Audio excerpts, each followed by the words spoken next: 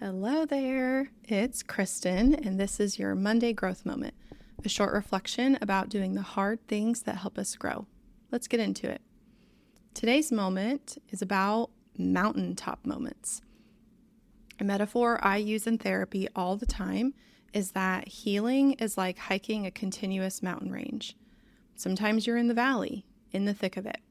Sometimes you're just trying to keep one foot in front of the other, climbing a steep hill, unable to see when you'll get some rest. Sometimes it's a little easier, maybe flat, maybe even downhill, and it doesn't take quite as much out of you. And sometimes you're on a mountaintop, feeling accomplished, able to look back at where you've been and see where you're headed next. But here's the challenge, friends. Mountaintop moments aren't always what you expect them to be. I had one this past weekend. I ran a 5K race, 3.1 miles for all of us non-metric people, that I've run before. And my time was actually slower this year. Not what you expected, huh? But remember, context is important. Last year, this same local 5K was my very first race. I had only been running for about 2 months, all on the treadmill because I was too anxious to run outdoors. I was so nervous, and during the race, before, I messed up my hydration mix in my water bottle, and so during the race, it was so bad. It was basically trying to drink Jell-O through a water bottle, and my mouth was dry the whole time. It sucked, and there's never enough water on a 5K, but I drink a lot. But I finished, and I was so proud, and it kicked off a love of running that I didn't even know was there.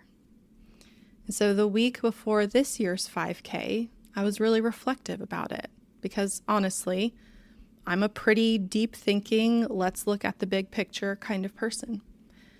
And I thought about all I'd accomplished in the past year, most of which 2024 Kristen would have said was absolutely impossible. But 2024 Kristen also saw me put in 18 weeks of marathon training. She saw me cross a marathon finish line in 2025. She saw me push myself mentally and physically in ways I didn't know I could.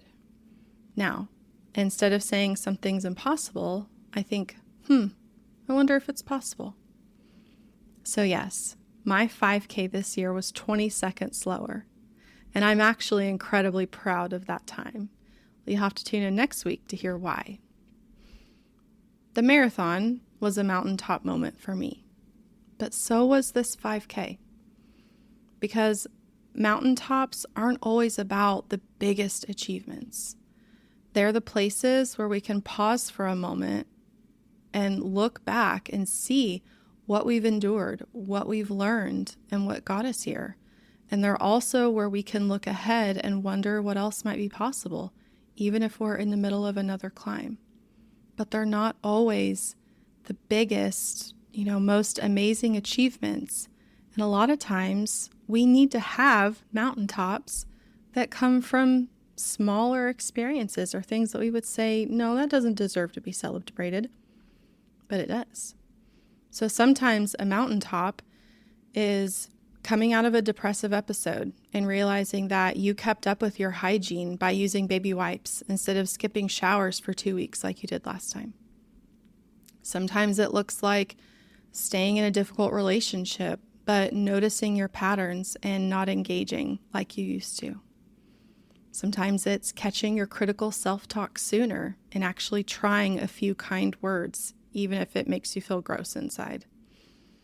Sometimes it's leaving the house for grocery pickup instead of defaulting to delivery because your anxiety gets so bad.